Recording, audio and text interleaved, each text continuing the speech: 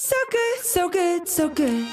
New markdowns up to 70% off are at Nordstrom Rack stores now. And that means so many new reasons to rack. Because I always find something amazing. Just so many good brands. Because there's always something new. Join the Nordy Club to unlock exclusive discounts, shop new arrivals first, and more. Plus, buy online and pick up at your favorite Rack store for free. Great brands, great prices. That's why you rack. Score more with the college-branded Venmo debit card and earn up to 5% cash back with Venmo Stash. Got paid back? With the Venmo debit card, you can instantly access your balance and spend on what you want, like game day snacks, gear, tickets, and more. The more you do, the more cash back you can earn. Plus, there's no monthly fee or minimum balance. Sign up now at Venmo.com/collegecard. The Venmo MasterCard is issued by the Bancorp Bank N.A. Select schools available. Venmo Stash terms and exclusions apply at venmo.me/stash terms. Max $100 cash back per month. When you want your spring break to feel like... and your kids' pool day to feel like...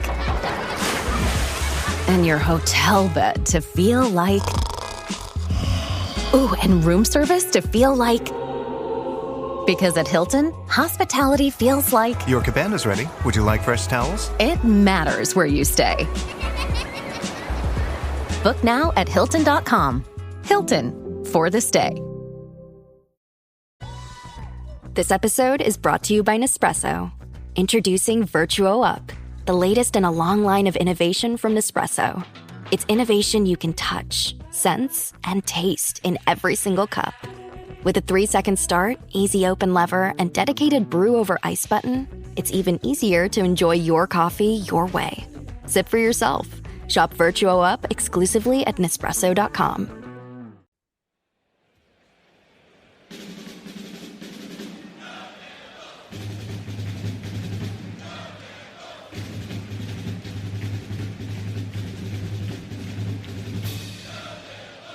Hey there, Duke fans. Welcome to the latest edition of DBR Bites, the Duke Basketball Roundup. It is 10 p.m. on Tuesday.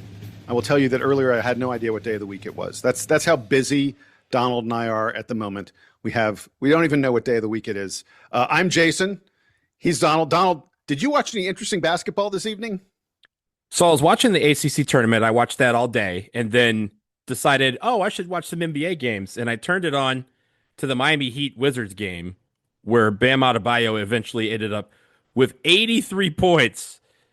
He had 31 in the first quarter. He had 62 at halftime, breaking the Heat record for a game, and then said, you know what? And the funny thing is, Jason, they were fouling him. They're doing the hack-a-bam at the end. They were fouling him, and he was going to the free throw line. I think he hit like 36 free throws. On the other side, the Heat were also fouling like early in the shot clock because they wanted to get more possessions to get him past 81 points. They finally got him to 83, and he got pulled immediately after that. But yeah, a wild game to watch. Wilt's 100-point game was never in danger, though, right? That's what I'm hearing. Well, I mean, it was in the first quarter when he had 31 points. He slowed down from there. Well, speaking of the NBA, I had a very interesting experience this evening. I was also watching basketball. I went to see my Atlanta Hawks play the Dallas Mavericks. A gentleman by the name of Cooper Flagg was playing for the Dallas Mavericks. I will tell you right away that Cooper had one of his worst games of the season. I brought my wife with me to the game. For folks who don't know, I have season tickets to the Hawks. I share them with a few other guys. But I've got fifth row, center court, all you can eat food and drink, like really great season tickets. This is one of the things I splurge on in life is my Hawks tickets. And so my wife doesn't come to many games with me. I'm usually buying favors with these tickets, you know, but she wanted to come to this game. She wanted to see Cooper Flagg play. And like midway through the second quarter, she's like, Cooper's not even the best player in his team, is he? And I was like, no, really, he is. He's just having a bad game. It was not a very good game, but I'll tell you some interesting things about it. Cooper almost got the kind of sort of reception from the visiting crowd that is reserved for like LeBron James and Steph Curry. Like there were fans who gathered by the visitors tunnel where the visitors come out. Like a lot of people were gathered there to get a high five from Cooper Flagg. Cooper, high-fived every one of them. During the national anthem, Donald, when they, say, can you see by the, when they got to the word flag, there was a little section of the stadium that did what they do in the Duke games. It went flag. Yeah. I cracked up. I was like, oh my God, they stole that from Duke. And then the number of flag jerseys, there were probably more people wearing Cooper flag jerseys. By the way, a lot of them Duke Cooper flag. Like, people haven't gotten the Mavericks one yet. There are a lot of Duke Cooper flag, but there are probably more Cooper flag jerseys at this game than there were for any individual Hawks player. Now, there are more Hawks jerseys than, I'm not saying it was anything like that, but in terms of like individual jerseys, because the Hawks don't really have a superstar right now, Jalen Johnson, Dyson Daniels, Hawks are working on it. So without the team having like one guy whose jersey you must have, it was Cooper flag night at the Atlanta Hawks game. It was really interesting. And then he went out and had a kind of crappy game and the Hawks won. So anyway, I got to enjoy my team winning. But it was a really fun evening. I mean, look, Atlanta is one of the hotbeds for Duke alums as well. So I'm sure there were some Duke alums like you who were using it as an opportunity to say, oh yes, let's go see the local team play. And my guy Cooper Flag. And also, unfortunately, they didn't get to see the rest of did Marvin Bagley play? I know there's Kyrie's hurt. Yes, Marvin Bagley played pretty nicely. He's in the second unit there for them, but when he was on the floor, he was very active, got a number of rebounds. It wasn't great, but considering what his role is, he did a nice job. Derek Lively was there on crutches. I didn't even see Kyrie. I'm not sure if Kyrie the team or not. They've shut him down. Kyrie doesn't travel because of his injury. So I think he's only at home games. Yeah, there you go. Well, so I was hoping to see a lot of, and I saw Quinn Snyder, of course, as well. Going really old school with my Duke connections there. Quinn and I lived in the same dorm freshman year. I need to chat with Quinn about being a guest in the podcast sometime soon. Yeah, we'll take care of that this summer maybe. All right, so Donald, put the NBA aside, the Duke alumni aside, the 83-point scoring Bam Adebayo aside. Let's talk a little bit about the Blue Devils and the injury situation, because you and I were both on a news conference earlier today with Jon Scheyer. I think Duke scheduled this news conference just to give reporters a chance to talk to the team a little bit, talk to the coach a little bit prior to the ACC tournament. But it was effectively Scheyer giving all of us an update on the injury status of both Patrick Ngongba and Caleb Foster. I'm sure most of the people listening to my voice now already know this, but in case you don't, I will tell you what Jon Scheyer told all of us right off the top. He said neither one of these guys are going to play in the ACC tournament, that they are intent on making sure that Patrick Ngongba is ready to go for the NCAA tournament, and they're not going to risk the sort of flare-up he's had in his foot on the ACC tournament. So he will sit out. I mean, I think Scheyer was very clear about that we won't see Pat at all. As for Caleb, Jon just came out and said he had a fracture in his foot, which is something that has been widely reported, even though Duke had not confirmed it until this moment. But he does have a broken bone of some sort in his foot. Jon did not specify exactly what it was.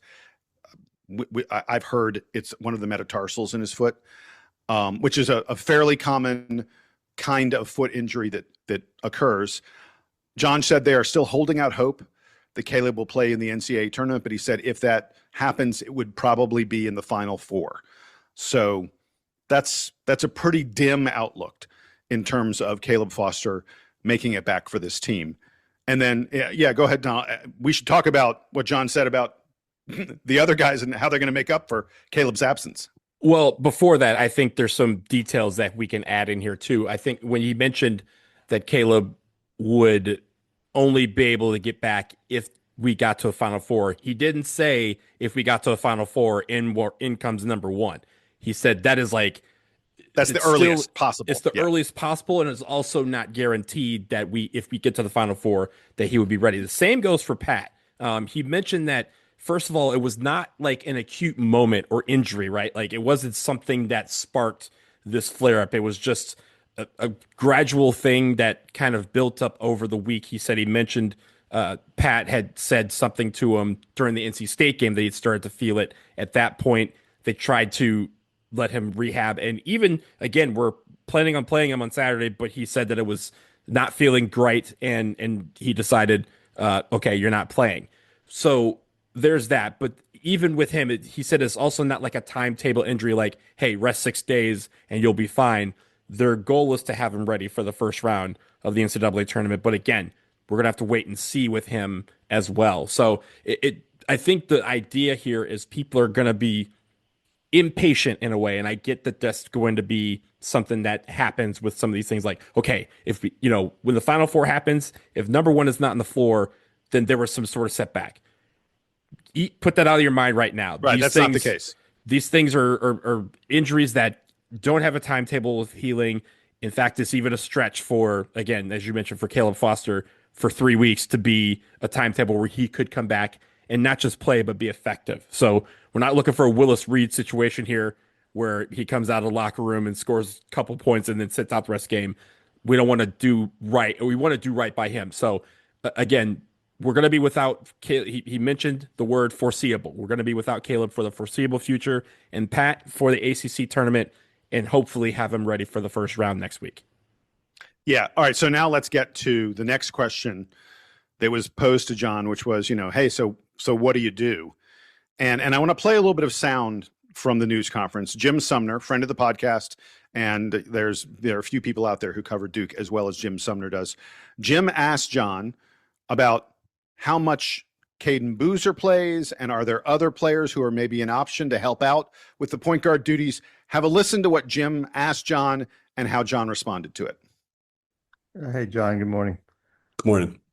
Last Thursday, the presser before the Carolina game, you talked about Cam Sheffield and Scott, about how valuable they were in practice, how hard they pushed your starters. Is there a scenario where either or both of these guys get some playing time with Caleb out, or are you comfortable with a 7-player rotation? Right now, they're not in the plans to get, minutes, although they have to be ready. And situations, I'm making up words now. That's what I'm doing. Game situations, foul trouble. Both those guys have experience. They understand what we're trying to do defensively. We need them to be ready, and they will be. And I won't be surprised to see them. At the same time, I won't be surprised if it's the seven-man rotation either. Okay. Well, let me ask you, assuming that Boozer doesn't play 40 minutes a game at point guard, I know there were some games. Don't assume that. But no, go ahead. I was going to ask you about Nick. There were some games during the year where you had him playing point guard. Is he an option for some 5 minutes a game at point guard while I KJ think plays? for us, one, it's a little bit what we've done is by committee. I think it's not going to be just one guy. And when Cayden's out of the game, when and if he's out of the game, I think the fact of us having multiple ball handlers, that's where it's really going to come in handy. Literally 1 through 5 can initiate offense and bring up the ball. And so that's something we're going to work on today, frankly. All right, Donald, on a funny note, I love the fact that Jim was like, well, Cayden's not going to play 40 minutes. And Jon Scheyer was like, are you sure? I don't know about that. Look, Cayden played all 20 in the second half against UNC. So sure, double that. That's 40. I know math. Right. But I think the interesting thing was, the talk about Nick Hemenia, who is a guy who has a reputation as a dynamite passer and a very good ball handler for a dude of his size. I think that probably, like Jon kind of said, it's when Cayden needs a rest, it's point guard by committee. It's a bunch of different guys stepping up and taking on new roles. And, as I said on our podcast, I think Duke probably gets the ball into the hands of Cayden Boozer as quickly as, and Malik Brown, because those are like the two initiators as much as anybody. Get it into their hands as quick as you damn well can. But I think Jon was very forthcoming about saying, hey, we're going to look at some different things and we're going to try some different things. And Nick Hemenia is a real option here. I think also bringing the ball up and running the offense can be two different people. And we might see that, right? You might see a Nick Hemenia bring the ball across half court and then hand the ball off to Cayden Boozer or Malik Brown, and all of a sudden the play starts from there, right? So you're going to see kind of it, even same with Cayden, right? Cayden's going to bring the ball up. He may not be the guy that calls out the play and runs the play. It might be he gets the ball and unloads it to Cayden Boozer pretty quickly so that they can start folding an offense around them. I also think there was another question there that we're not going to play the audio for, but he mentioned People asked if Jack Scott or Cameron Sheffield are going to be guys that factor into this now that it's really down to 7 guys in the main rotation. Jon said he did outright dismiss it, but he all but dismissed that they would get additional minutes. He said, obviously, if there's foul trouble or God forbid something else happens with regards to player health, then sure, you might see them, but it's not something that they are prepared to do. But obviously Jack and Cam Sheffield are going to be ready to perform whenever their number is called, if their number is called. Yeah, exactly. And at one point, I think it was very amusing. At one point during the interviews where everybody was asking questions, Kyle Serba, the Duke Sports Information, the guy who runs all the PR, all the press availability for the basketball team, Kyle said, "Is there anybody who has a non-injury related question?" And it happened, Donald, to be your turn to ask a question at that moment. Let's have a listen as you actually asked Jon something that's not related to the injuries. Thank you, Kyle. Good morning, Coach. I actually will break up the questions and ask you about, first of all, congratulations on winning Coach of the Year. I know you don't like to talk about yourself, so I'll ask you about your coaching staff and how they've kind of helped get you in there. I mean, the first coach to win, Duke coach to win ACC on the men's side since 2000 is a tremendous achievement. But talk about your coaching staff and how they've helped this year in getting you to have your name on that award. Well, thank you. And at the same time, I don't want to diminish it either, because I think it's, I'm uncomfortable with an individual coaching award because there's no such thing as an individual coach. You don't coach. You have to have the right players. You have to have the right staff around you. And that's where, to your question, Donald, I'm incredibly grateful. We have an amazing staff. I think the diversity of background still has been a big strength for us. You have the fact of you have a Chris Carrawell right by my side, who's been with me through it all and has the experience of everything we've seen at Duke together. But then you bring in Evan Brads and Tyler Thornton. Tyler obviously has known Duke as a player, but their experience, and what that's meant to us is totally different. Emmanuel, being with us the last few years and his attention to detail and his impact. So I can go down the line. Rachel Baker, and what she's meant to me and our staff the last few years. I think there's great cohesiveness. I think we have a great way of bouncing things off one another, and they do a great job of checking my blind spots and calling me out when I don't see something. And I think that's the making of a great staff. Yeah, so it's just funny timing, right? I mean, there's a couple of people with their hands in the air, and it's just a matter of who gets called on. It just so happened that he called on me. But I think the question about the coaching staff was one, again, you've probably, all of you out there have heard Jon Scheyer talk, and Jon Scheyer does not like talking about himself. He's very quick to defer any accolades that he may have to someone else. But as we mentioned on the last show, winning Coach of the Year is a big deal. Winning it in the 4th season is a very big deal.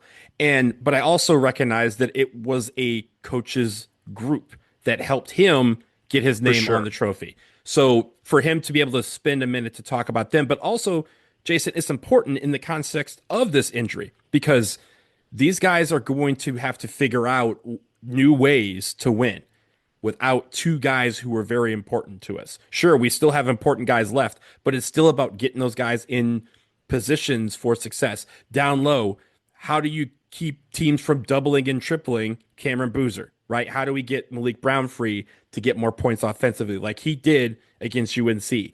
How do we get guys on the wing open when there's no Caleb to kind of bring a defender away from the action? How do we get Dame Sarr involved more? How do we get the plays executed?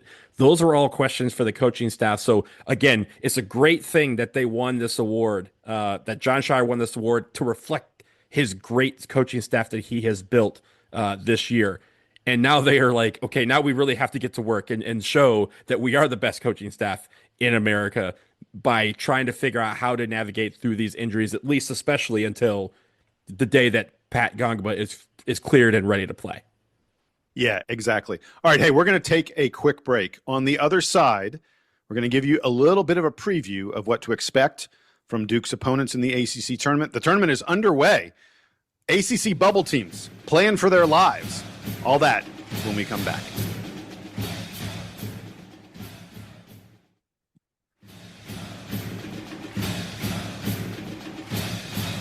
All right, we're back from the break. We're going to give you a little bit of stuff now on the ACC tournament. And before we get to, so Duke, of course, is going to face either Florida State or Cal. And we'll get to Florida State and Cal in a moment. But I sort of wanted to start, Donald, just very quickly with some of the results from today. There were two teams, well, actually three teams playing today who were right around the bubble, I think. A couple who were just barely, maybe just barely off the bubble, and one team that was inching way too close for it for comfort. The teams I'm talking about, Virginia Tech, Stanford, and SMU. I think SMU beat Syracuse by 17 today, 86-69. I think SMU is probably safely in the field now. I'm not saying that they're going to be like a 9 seed. I think they're probably like one of the last, at the moment, probably one of the last 10 seeds or one of the top 11 seeds. But I think that SMU is probably in the tournament. The other two, it's really unfortunate. Virginia Tech lost to Wake. Stanford lost to Pittsburgh. Donald, I had all kinds of stuff prepared for our podcast talking about what Virginia Tech and Stanford needed to do to make the tournament. The first thing I had for each one of them was win your first game, and they both lost. And I think as a result, both those teams, I think, are probably, it's maybe the tournament will surprise us the selection committee will surprise us in some way, but I feel like both those clubs are probably on the wrong side of the bubble at the moment. Well, first of all, there were three really good games. That Pitt game, especially coming down to a buzzer beater by Minor for Pitt to get them past Stanford. But you mentioned the first thing that both Stanford and Virginia Tech had to do, which was try to win this game and then figure out how to win the next one. I know what their second thing is now is to hope and pray because there's still a lot of basketball left to be played for those teams, not necessarily for them, but for other teams, right? We've seen a lot of teams, even last weekend, a lot of teams that were considered on the bubble. I think Jerry Palm from CBS had mentioned there were 9 teams he had on his bubble list, and every one of them lost. Yeah, so I know. There's still basketball left to be played, and maybe one of these teams that are ahead of them can play themselves out. Hey, so I got a question for you.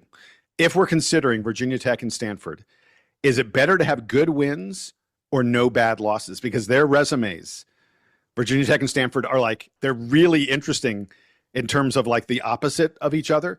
Virginia Tech is just 2-10 in quad 1 games. Like Virginia Tech just doesn't really beat good teams that much. Just again, 2-10 in quad 1 games. Stanford is a fairly impressive Stanford's 5-6 in quad 1 games. I mean, that's really good. Usually a team that's 5-6 in quad 1 games wouldn't even be on the bubble. You'd be looking at, a team that's like a 7 or an 8 seed to be right around 500 in quad 1 games. But here's the rub. Virginia Tech has not lost a single game to teams in quad 3 or 4. Stanford has 3 quad 3 losses. Like Stanford has 3 ugly losses. So the fact that Stanford has the good wins, does that outweigh the fact that they have the bad losses? What's your opinion? Or does Virginia Tech get credit for not losing any games they shouldn't have lost? I think if you go based off of last year, right, and last year to this year is different, they went based on, did you play the good teams, right? Did you play? And if you had a decent record, that 5-6 record looks good. I think the real thing is this year, with so many teams beefing up their schedule, they are going to start looking at bad losses a little bit more. And I think that might hurt Stanford in the end. All right, so let's get a little bit to the teams that Duke is slated to play, at least in their first game, which is, as we mentioned, either Florida State or Cal. Donald, I'm going to start really quick on Florida State. They've won 6 of 7, 9 of their last 11. This is a team that was at one point 1-6 in the ACC, and they finished 10-8. I mean, like, they went 9-2 over their final stretch. Florida State is playing really, really good ball right now. Our first game against them, I want to remind folks of this. Our first game against Florida State was like the 3rd worst game that Duke played all year. Like if you look according to like all the advanced metrics and all this other kind of stuff, this was Duke playing about as bad as they could. The only games we played worse than this were the games against Lipscomb and Georgia Tech. The 87 points we allowed to Florida State were far and away the most Duke allowed. Think about this Duke team we allowed 87 points. Like maybe if the game goes to double or triple overtime, I mean, usually, like, if you get 70 against Duke, you're jumping up and down doing cartwheels. We allowed 87. Florida State scored 1.25 points per possession. They hit 60% of their 2-point field goals, 47% of their threes. I think you can put that game aside. That game is such an outlier. Duke is playing different defense today precisely because our defense sucked against Florida State. And Vince coming out of that game, that Jon Scheyer was like, well, we ain't doing that anymore. Well, no, I don't think you put it aside because I think that's the point where our defense shifted. If you remember, you talked about Jon Scheyer has said this, where talking to Dame Sarr, I think he said this on game day. He said talking to Dame Sarr after that Florida State game, he had some conversations about how he plays defense on this team and making him kind of the centerpiece of this tenacious perimeter defense. We started it after the Texas Tech game, but he started implementing it after the Florida State game. And since then, there was one other game where we kind of had a shaky affair. And then that's when the defense kind of kicked in. And again, after that, save for the 3-pointer by Seth Trimble, we ran the table. And so I'm looking at that game as a barometer of, hey, this is where our defense shifted. This is where our mindset shifted. And he always talked about figuring out what this team was made of in January. That was the start of that. So yeah, since we beat them, they're 10-6. They're 9-2 since January 24th. And they were struggling to get out of the 15th spot, and they vaulted all the way up to 8 in the last month. So they are playing some really good basketball. They're scoring at a high rate in a lot of these games. But yeah, it's going to be interesting if they get past Cal to meet our defense and see how their offense has changed since that game on January 3rd to where our defense has changed since January 3rd. Our defense is night and day compared to that day. By the way, so you mentioned how much Florida State was struggling. At one point, they were 0-5 in the ACC. On January 18th, they were 0-5, and they were ranked 117th in Bart Torvik's rankings. Since then, since that date, January 18th, they've been playing like almost a top 30 team in the land. And as a reminder, this Florida State team shoots a ton of threes, like just over 50% of their shots come from three-point land. They play really fast on offense. They run everything through Robert McCray. He was third team all ACC, 15 plus points per game, 6 plus assists per game for Robert McCray. And I think the wild card, if Duke faces Florida State, is Chauncey Wiggins. They played Clemson. Florida State played Clemson a couple weeks ago, and Chauncey Wiggins had 7 points. He only took 6 total shots. They played SMU the other day. He had 31 points. He hit 6 out of 8 3-pointers. He's hitting almost 45% of his threes in ACC play. Chauncey Wiggins is the guy, to me, that determines, is Florida State having a great day or is Florida State having a bad day? So it'll be up to Duke to make Chauncey Wiggins have a bad day. Let's move on really quick to the other possible opponent, which is the Cal Bears. They've been they're 8-5 since we last played them, playing really great on defense lately. Over the past couple months, they've had like a top 35 defense in all of college basketball. They've done a really good job of guarding the three-point line. Teams only hit 30% of their threes against Cal. Cal also, we've talked about this, freaky stat alert. Cal has the #1 free throw defense in all of college basketball. I don't know how that's accomplished. I think free throw defense is random, but somehow Cal only allows teams to hit 65.9% from the free throw line. And the crazy thing is, Donald, Cal fouls a lot. They have the 17th worst free throw rate on defense of any team in the ACC. 18 teams in the ACC. Cal is the second worst in terms of the number of times they send teams to the free throw line. But then no one hits them against Cal. It's kind of crazy. Cal fouls a lot and then no one hits their free throws. And as a result, it makes their defense a lot better. And last thing I wanted to note about Cal, the best player, the guy you need to look out for is Day-Day Ames. He also was third team all ACC, averages almost 17 points per game. Really good outside shooter. And also be on the lookout for Scottie Pippen's son, Justin Pippen. Justin Pippen was terrible when we played Cal. He just shot 2 of 11 from the field. But he's come on lately. He's averaging more than 14 points per game. And he is sort of their primary creator. Like, they put the ball in his hands and they let him create for other guys. He's their leading assist guy at 4.4 assists per game. So those are the two players to watch on this Cal team. So there's an interesting note about how they kind of have come on in the last month. If you look at the last month, they are 5-4 since the calendar turned to February. But I just want you to hear the teams that they have played. They beat Georgia Tech. They then lost to Clemson and Syracuse. They beat Boston College, Stanford, SMU, won 3 in a row. And then in the last week-ish of the season, they lost to Pittsburgh, won at Georgia Tech, and then lost away to Wake Forest. Why is that significant? Clemson is the only team that hasn't played yet or wasn't in the tournament, right? Like the other teams that I mentioned played tonight because they're in the bottom 5, right. Or in the case of Georgia Tech and Boston College, didn't make the tournament at all. Yeah. So this will be a big test for them to even play Florida State. Again, a team in the top half of the conference. They haven't seen that outside of Clemson in well over a month. So I'm interested to see how Cal responds to playing a better team, right? A team that is also fighting for their lives. Like just because Florida State and Cal are 8 and 9 in the ACC doesn't mean that a berth in the NCAA tournament is a given. They're going to look at everything. So I think especially for Cal, if they're 5 and 4 over the last 9 games, and they're playing teams that either played on the first day of the tournament or didn't play at all, the NCAA tournament committee is going to kind of disregard that if they lose to Florida State. So this is a big test for them. And then if they get past Florida State, as you mentioned, I think some of those guys that we saw that didn't play as well when we went there are playing a little bit better. And I think those are the guys, especially Data Ames. He's the guy that is the engine. And I remember being able to just kind of put him in check and throw everything into disruption. And again, this was that West Coast trip was kind of the showcase of our defense going, hey, it's new and improved. Check it out. So yeah, this will be, again, an interesting battle between Cal and Florida State to see who plays us. Yeah, and I don't think either Cal or Florida State they're not on the bubble at this point. Winning this game probably puts them close to the bubble, and then I think the winner of that game will look at their game against Duke as this is our game to show that we belong. Mm-hmm. I don't know if it gets them in, but probably, depending on how other teams do on the bubble, depending on how big the bubble is, things like that.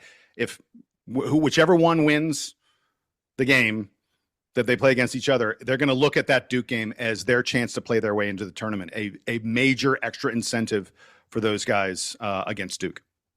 And I think the other thing is we remember obviously last year where, everything went wrong in the first game for us health-wise. We still ended up coming back to win the tournament, but we also remember what happened the year before that, where the very first night that we were in the ACC quarterfinals, we lost to an upstart NC State team, and we weren't ready to play.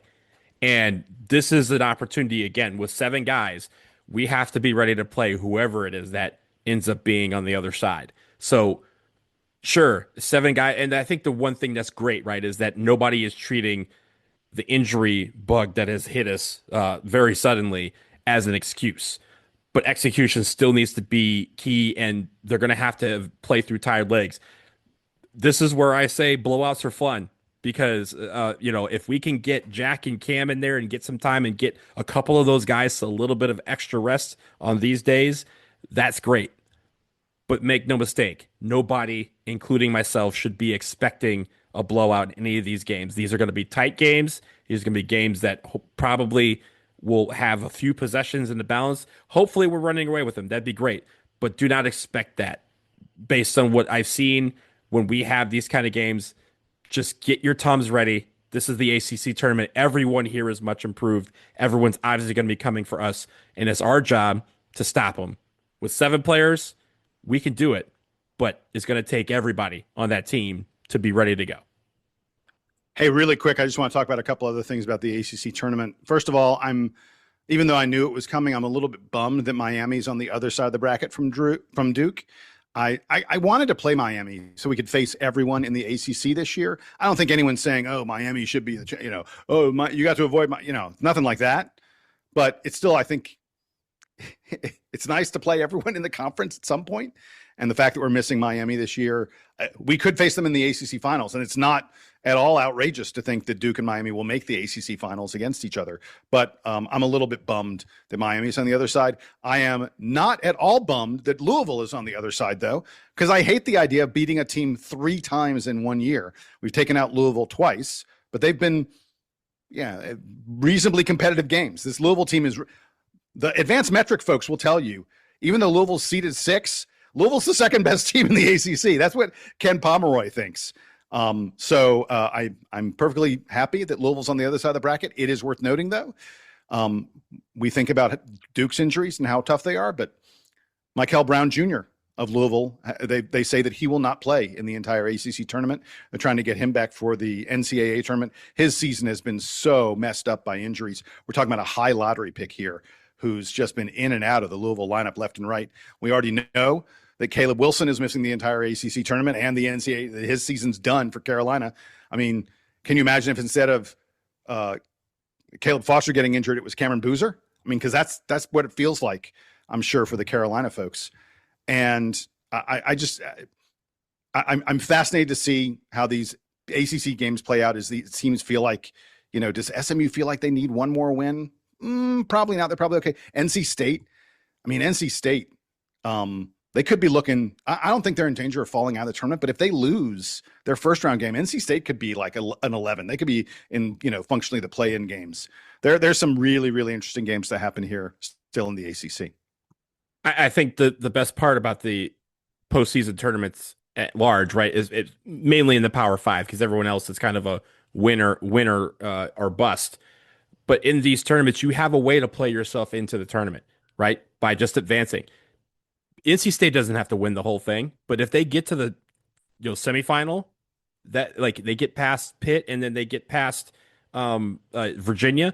Yeah, that's 2 more wins they can add to their resume so they can show the committee, see, we can beat any team you put in front of us, that sort of thing. And this is where, March Madness can become mad, in that all of these teams have this understanding that if they just keep winning, they have a chance. Everyone in this tournament has a chance to win it all, except for the teams that lost today, obviously.